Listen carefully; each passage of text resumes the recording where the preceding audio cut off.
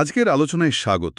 আমরা একটা বেশ গুরুত্বপূর্ণ বিষয় নিয়ে কথা বলবো, মানে উম্মত আর কাউম এই দুটো শব্দের পার্থক্য নিয়ে।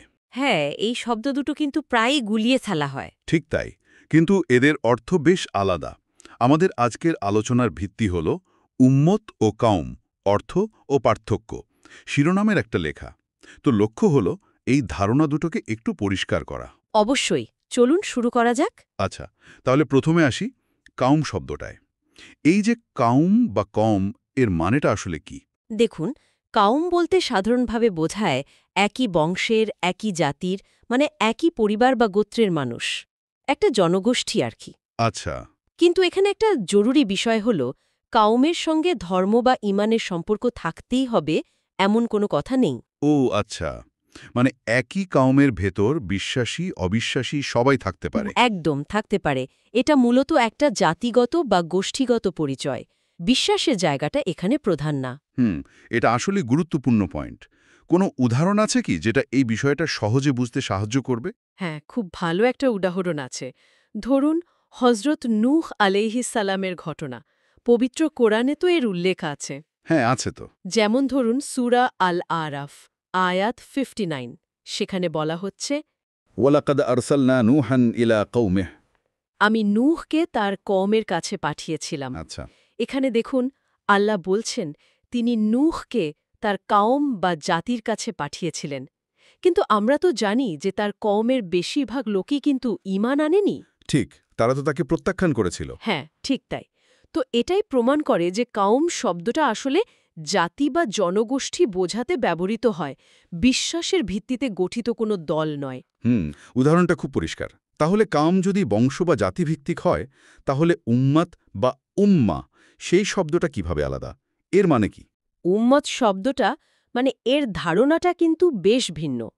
উম্মত বলতে বোঝায় এমন একটা জনগোষ্ঠী যারা একই বিশ্বাস, একই ধর্ম, একই উদ্দেশ্য নিয়ে এবং সাধারণত একই নেতৃত্বের অধীনে ঐক্যবদ্ধ।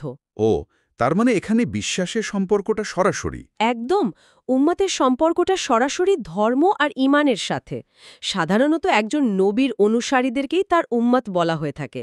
যেমন ধরুন, আমরা নবী মোহাম্মদ সাল্লাল্লাহু আলাইহি ওয়াসাল্লামের উম্মত। তার মানে মূল ভিত্তিটাই হলো বিশ্বাস, জাতি বা বংশ নয়। ঠিক ধরেছেন। এই ধারণাটা পুরোপুরি বিশ্বাসের ওপর দাঁড়িয়ে আছে। কোরআনেও এই বিষয়টা আরও স্পষ্ট করা হয়েছে। ভার্স নেম, সূরা আল আম্বিয়া, আয়াত 92। অ্যারাবিক রেসিটেশন, ইন্না হাদিহিউ উম্মাতুকুম উম্মাতান ওয়াহিদা। বাংলা মিনিং, নিশ্চয়ই এ তোমাদের উম্মত, একক উম্মত। একক উম্মত। হ্যাঁ, মানে এই আয়াতটা এটাই বলছে যে সমস্ত ঈমানদার, তারা যে জাতিরই হোক, যে দেশেরই হোক, তারা আসলে একটাই উম্মত, একটাই সম্প্রদায়। তাদের আসল পরিচয় হলো ঈমান, জাতি বা বর্ণ নয়। আচ্ছা। এর সাথে সম্পর্কিত আরেকটা আয়াতও আছে একই সূরার, মানে সূরা আল আম্বিয়ার ১০৭ নম্বর আয়াত। সেখানে নবী মোহাম্মদ সাল্লাল্লাহু আলাইহি ওয়াসাল্লামকে উদ্দেশ্য করে বলা হয়েছে, ওয়ামা আরসালনাকা ইল্লা রাহমাতাল লিল আলামিন। আমি আপনাকে তো শুধু বিশ্ববাসীর জন্য রহমত স্বরূপ পাঠিয়েছি। রহমতুল্লিল আলামিন। হ্যাঁ, এটাও কিন্তু উম্মাতে মুহাম্মাদির যে বিশ্বজনীন রূপ সেটাকেই তুলে ধরে। মানে এই উম্মাত কোনো নির্দিষ্ট জাতি বা ভূখণ্ডে সীমাবদ্ধ নয়। বাহ, এখানেই তো বিষয়টা দারুণ ইন্টারেস্টিং হয়ে উঠছে। তাহলে যদি খুব সংক্ষেপে বলি, মূল পার্থক্যটা দাঁড়ালো, কম হলো জাতি বা বংশ বা ভৌগোলিক পরিচয়, যেখানে বিশ্বাসটা মূল বিষয় না, আর উম্মাত হলো বিশ্বাসের ভিত্তিতে তৈরি হওয়া একটা গ্লোবাল কমিউনিটি। ঠিক বললাম? একদম ঠিক বলেছেন। একেবারে সারসংক্ষেপে এটাই। আর এই পার্থক্যটা বোঝার পরে কিন্তু একটা প্রশ্ন চলে আসে। কি প্রশ্ন? প্রশ্নটা হলো, তাহলে নবী মোহাম্মদ সাল্লাল্লাহু আলাইহি ওয়াসাল্লামের অনুসারীদের, মানে পুরো মুসলিম কমিউনিটিকে কাউম বলাটা কি ঠিক? হ্যাঁ, এটা তো মনে আসতেই পারে। কি মনে হয় আপনার? এটা কি ঠিক? দেখুন, মানে টেকনিক্যালি যদি বলি, তাহলে এটা ঠিক নয়। কেন ঠিক নয়? কারণ নবী মোহাম্মদ সাল্লাল্লাহু আলাইহি ওয়াসাল্লামের উম্মাত তো কোনো একটা নির্দিষ্ট জাতি বা বংশের মানুষ না, তাই না? তার উম্মাতের মধ্যে তো সব দেশের, সব জাতির, সব বর্ণের মানুষ আছে। আরব, বাঙালি, তুর্কি, আফ্রিকান, আমেরিকান, ইউরোপিয়ান, সবাই। হ্যাঁ, তা তো বটেই। তারা হয়তো ভিন্ন ভিন্ন কাউমের অংশ হতে পারে, যেমন বাঙালি একটা কাউম, আরব একটা কাউম, কিন্তু তারা সবাই মিলে একই উম্মতের অংশ। তাই পুরো মুসলিম কমিউনিটিকে একসাথে কাউম বললে তাদের এই যে বিশ্বজনীন পরিচয়, এই যে ঈমান ভিত্তিক পরিচয়, এটাকে আসলে সীমিত করে ফেলা হয়। আচ্ছা, বুঝতে পারছি। কারণে মুসলিমদের কাউম বলে ফেলেন, সেটাকে সাধারণত কোনো গুনাহ বা পাপ হিসেবে ধরা হয় না। এটা আসলে একটা পারিভাষিক ভুল বা শব্দ প্রয়োগের ভুল। ঠিক। কিছু বাস্তব উদাহরণ দিলে মনে হয় বিষয়টা আরও সহজে ঢোকা যাবে। অবশ্যই। যেমন ধরুন, একজন বাংলাদেশি মুসলিম আর একজন আমেরিকান মুসলিম। তারা দুজন ভিন্ন দেশের ভিন্ন জাতিগোষ্ঠীর হতে পারে, মানে বৃহত্তর অর্থে ভিন্ন কাওমের অংশ। কিন্তু তাদের বিশ্বাস যেহেতু এক, তারা দুজনেই একই উম্মাতে মোহাম্মদীর সদস্য।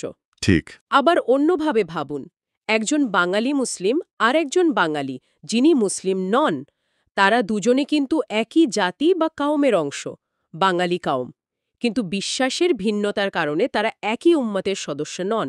আচ্ছা। কোরআনের দিকে তাকালেও দেখবেন, যেমন হজরত হুদ আলাইহিসসালামের কাউম ছিল আদ জাতি, হজরত সালেহ আলাইহিসসালামের কাউম ছিল সামুদ জাতি। এমনকি আমাদের নবী মোহাম্মদ সাল্লাল্লাহু আলাইহি ওয়াসাল্লামের নিজের কাউম, মানে কুরাইশ বংশের অনেকেও তো তার উপর ঈমান আনেনি। হ্যাঁ, এটাও তো ঠিক। এই উদাহরণগুলো আসলেই কাউম আর উম্মতের পার্থক্যটা চোখে আঙুল দিয়ে দেখিয়ে দেয়। একদম। তাহলে আজকের আলোচনার মূল কথাটা এটাই দাঁড়ালো যে কাউম মূলত একটা জাতিগত বা বংশীয় পরিচয়, যার সাথে ঈমানের সম্পর্কটা জরুরি নয়। আর অন্যদিকে উম্মত হলো একটা ঈমান ভিত্তিক পরিচয়, যা দেশ, জাতি, বর্ণের সব সীমানা পেরিয়ে যায়। আর তাই নবী মোহাম্মদ সাল্লাল্লাহু আলাইহি সাল্লামের অনুসারীদের ক্ষেত্রে উম্মত শব্দটাই সবচেয়ে সঠিক এবং অর্থবহ। এটা তাদের বিশ্বজনীন জাতিত্বের পরিচয় দেয়। ঠিক বলেছেন। আর জ্ঞান তো তখনই সবচেয়ে মূল্যবান হয় যখন সেটা সঠিকভাবে বোঝা যায় এবং কাজে লাগানো যায়, তাই না? এই শব্দগুলোর সঠিক অর্থ আর ব্যবহার জানাটা আমাদের নিজেদের মধ্যে বোঝাপড়া বাড়াতে, এমনকি আমাদের ধর্মীয় আলোচনাগুলোকেও আরও স্পষ্ট করতে সাহায্য করে। অবশ্যই। হয়তো আলোচনার শেষে একটা প্রশ্ন রেখে যাওয়া যায় ভাবনার জন্য, এই যে ভাষাগত বা ধারণাগত ছোট ছোট কিন্তু গুরুত্বপূর্ণ পার্থক্যগুলো, এগুলো জানা বা বোঝা আমাদের একে অপরকে এবং বৃহত্তর সমাজকে বুঝতে আসলে কতটা সাহায্য করতে পারে? খুব সুন্দর একটা প্রশ্ন। এই ভাবনার অবকাশ রেখেই তাহলে আজকের মতো আলোচনা এখানেই শেষ করছি। ধন্যবাদ।